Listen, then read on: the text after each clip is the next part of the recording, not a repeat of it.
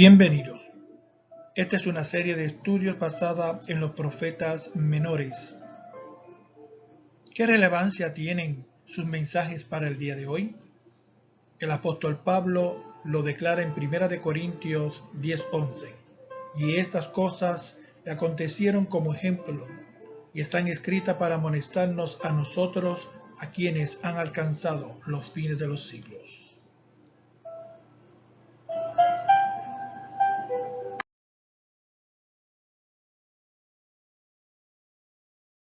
Estudio Bíblico 21. Fe en medio de la adversidad. Nuestro estudio de hoy está basado en el libro del profeta Habacuc. El profeta Habacuc fue contemporáneo de Jeremías. Es muy poco lo que se sabe acerca de Habacuc. Se piensa que su nombre se deriva de la raíz hebrea que denota abrasar. Es probable que el libro de Habacuc fuera escrito entre los años 605 al 589 a.C. Habacuc profetizó en tiempos de grandes crisis. Poco antes de empezar su ministerio, el escenario internacional fue sacudido por eventos de una trascendencia muy importante. El imperio asirio había caído.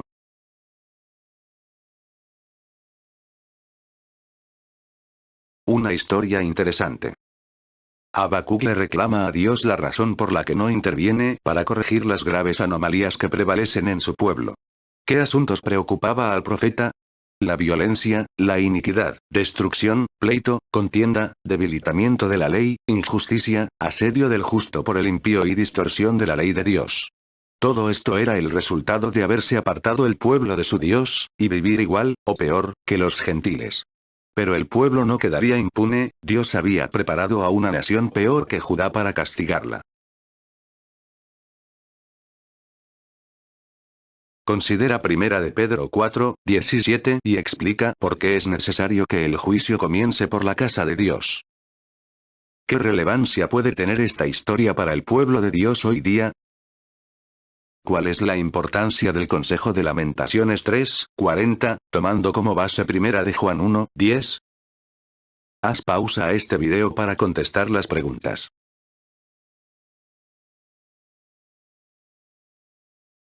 Pensamiento central. La confianza que Dios da no es por causa de las circunstancias, sino a pesar de ellas. Esto es, a pesar de las circunstancias adversas, el justo vivirá por causa de la fe. Habacuc 2:4.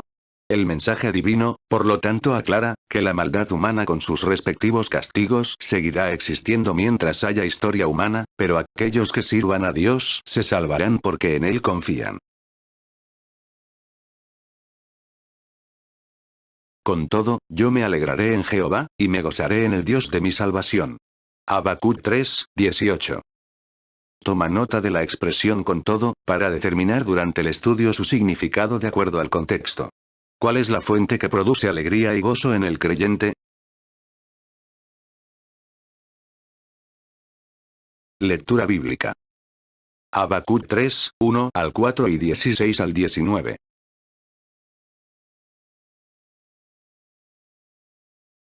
Habacuc 3:1. Oración del profeta Habacuc, sobre Sigionot. A Habacuc le tocó ministrar en tiempos de gran adversidad. Su amado país, Judá, había sido invadido por las fuerzas caldeas, y se aproximaba la deportación a la lejana tierra de Babilonia. Dos son las preguntas que hace el profeta a Dios. Primero, ¿por qué Dios no interviene para corregir las graves anomalías que prevalecen en el país? El Señor le responde que está levantando a los caldeos como instrumento de su juicio. Esta respuesta llena de perplejidad al profeta, quien hace una segunda pregunta. ¿Cómo es posible que un Dios justo se valga de los malvados caldeos para castigar a un pueblo que, a pesar de su apostasía, era más justo que los caldeos? La respuesta divina le garantiza que la altiva Caldea también caerá y será castigada, mientras el justo se sostendrá por su fe. Ahora encontramos a Habacuc orando nuevamente. El capítulo 3 es un salmo. Por lo que algunos suponen que Habacuc era miembro del coro del templo, por lo tanto, levita. El término sigionot indica un signo musical que tiene que ver con la melodía, acompañamiento o estilo en que debía ser entonado el canto. Algunos creen que significa, para cantarse con un estilo triunfal, con rápido cambio de emoción.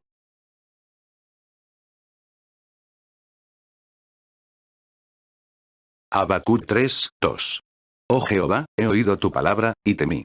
Oh Jehová, aviva tu obra en medio de los tiempos, en medio de los tiempos hazla conocer. En la ira acuérdate de la misericordia. Todo el verso 2 contiene puntos que deben ser analizados detenidamente para poderlos comprender. En primer lugar, el profeta declara haber oído la palabra de Jehová y haber temido. Esta palabra era la revelación de que Caldea invadiría Judá, arrasaría con ella, y a los sobrevivientes llevaría en cautiverio. La voz de Dios, portando un mensaje lleno de gravedad, siempre produce temor. Adán tuvo miedo cuando escuchó la voz de Dios. Isaías pensó que moriría. Pablo tembló y se puso temeroso. Y Juan cayó como muerto. Aquí la Iglesia debe aprender claramente que la voz de Dios, al dirigirse directamente a su pueblo con su mensaje solemne, debe producir un temor reverencial. Esta debe producir quebrantamiento, humillación, y reflexión, así como el autoexamen. Debe ser un fuego que queme la escoria y un martillo que quebrante el corazón. En segundo lugar, la voz de Dios siempre produce un interés muy marcado en su obra. Aviva tu obra. Quien oye la voz de Dios necesariamente piensa en su casa, en su reino.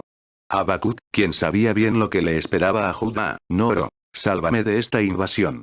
Preserva mi vida. Pidió que la causa, esto es, los planes soberanos de Dios, se implementaran sin ninguna interferencia.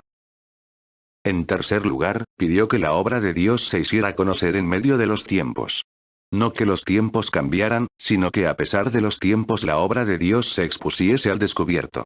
En la Biblia se declara que este mundo es tinieblas, y eso no puede ser alterado hasta que Cristo venga. Mientras tanto, los creyentes son llamados a ser luz del mundo. Mateo 5, 14. En cuarto lugar, pidió que cuando su ira contra Judá se manifestara por medio de los caldeos, su misericordia atenuara el castigo que ellos merecían.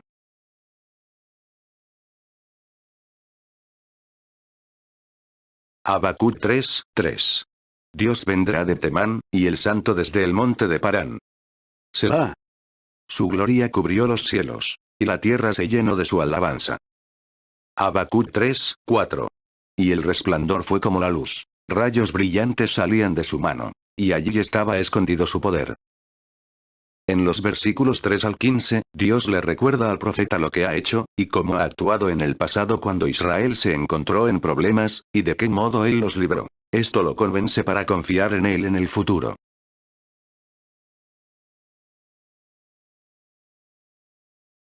Habacuc 3, 16. Oí, y se conmovieron mis entrañas. A la voz temblaron mis labios. Pudrición entró en mis huesos, y dentro de mí me estremecí. Si bien estaré quieto en el día de la angustia, cuando supa al pueblo el que lo invadirá con sus tropas. El versículo 16 comienza con la palabra oí, que nos lleva necesariamente al versículo 2 donde exclama: Oh Jehová, he oído tu palabra y temí. Esto se refiere a lo que está a punto de suceder. Lo que había oído era de espantar. Dios no había disimulado la seriedad de lo que acontecería. Cuando los profetas del Antiguo Testamento, y nuestro Señor Jesucristo en el Nuevo, predecían lo que habría de sobrevenir a la gente, usaban dos palabras para los que servían a Dios y esperaban en Él, la palabra bienaventurados. Pero para los incrédulos y rebeldes, la palabra era ay. Así como, el Señor anticipa con todo realismo las bendiciones que le esperan a quienes le sirven y le son fieles, también lo hace para mostrar lo que les espera a quienes se han apartado de Él. Pero aparece en medio de esta escena de terror una hermosa confesión de paz. Si bien estaré quieto en el día de la angustia. La paz de Dios no depende de las circunstancias que nos rodean, sino que es a pesar de ellas. Habacuc 3, 17. Aunque la higuera no florezca, ni en las vides haya frutos, aunque falte el producto del olivo, y los labrados no den mantenimiento, y las ovejas sean quitadas de la majada, y no haya vacas en los corrales. Los versículos 17 al 19 forman uno de los pasajes más hermosos de toda la Biblia. El verso 17 describe lo que será la devastación que harán los caldeos en el campo. Como es fácil de entender, la importancia de los rebaños y de los árboles que se mencionan, más las cosechas anuales de los sembradíos, es porque representan la fuente principal de subsistencia. Israel era un país que dependía de la agricultura, puertos y ganadería. Por otro lado, el verso 17 es una descripción de lo que harían los caldeos al invadir Judá. Aquí podemos derivar varias enseñanzas espirituales. Este versículo es el reverso de lo que Dios le había prometido a su pueblo al entrar en la tierra prometida. En otras palabras, lo que habían sembrado y cuidado con tanto esfuerzo, se perdería por causa de su desobediencia a Dios. Una gran verdad es que, cuando se deja de servir a Dios y se obstina en su mal camino, puede perder todo lo que tiene y no disfrutarlo. En las Escrituras, una señal de no agradar a Dios es el no disfrutar los resultados de sus esfuerzos. Pero el que lo complace, disfrutará del resultado de su trabajo.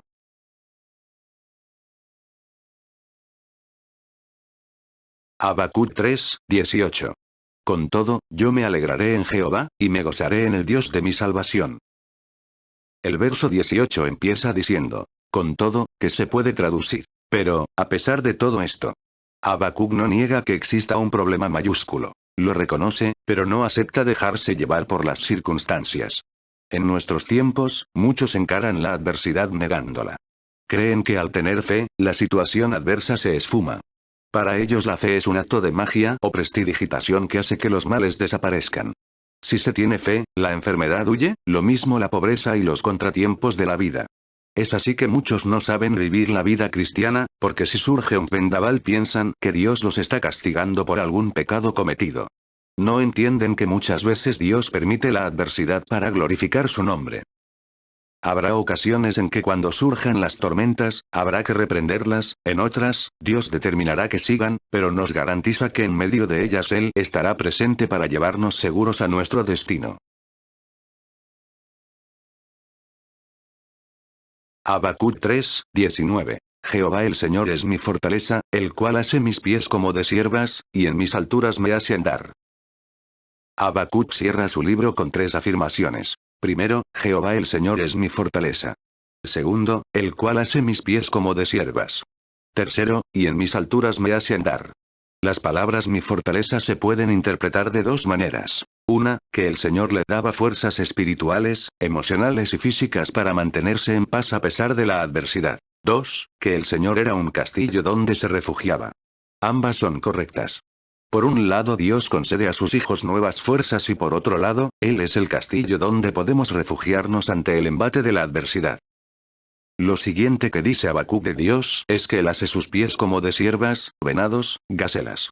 La gacela se caracteriza por la firmeza, rapidez y agilidad con que se mueve. Tener los pies como de gacela significa estabilidad y confianza. La última frase, con la cual cierra el libro, es, y en mis alturas me hace andar. Bíblicamente las alturas son sinónimas de seguridad, y de victoria espiritual.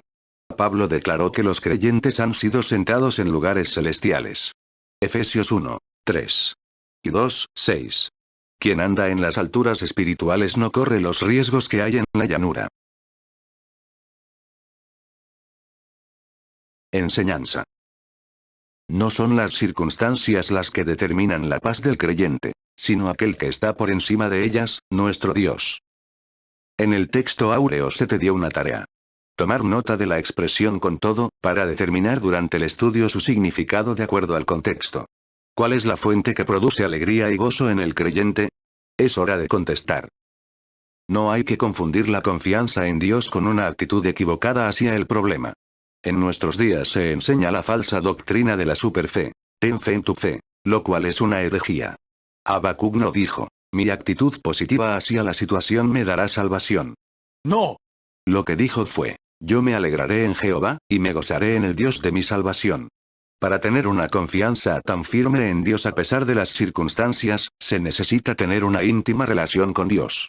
La fe, para encarar los contratiempos, no es nuestra, proviene de Dios. Por ello, la fe tiene que tener un punto de referencia, el cual es Dios y solamente Él. Reflexionemos un instante. ¿Cómo interpretas la presente situación mundial a la luz de lo estudiado? ¿Cuál debe ser la actitud del creyente ante la adversidad? ¿Qué enseñanza práctica obtienes de esta lección para tu vida? ¿Es correcto llevar nuestras quejas a Dios? Explica.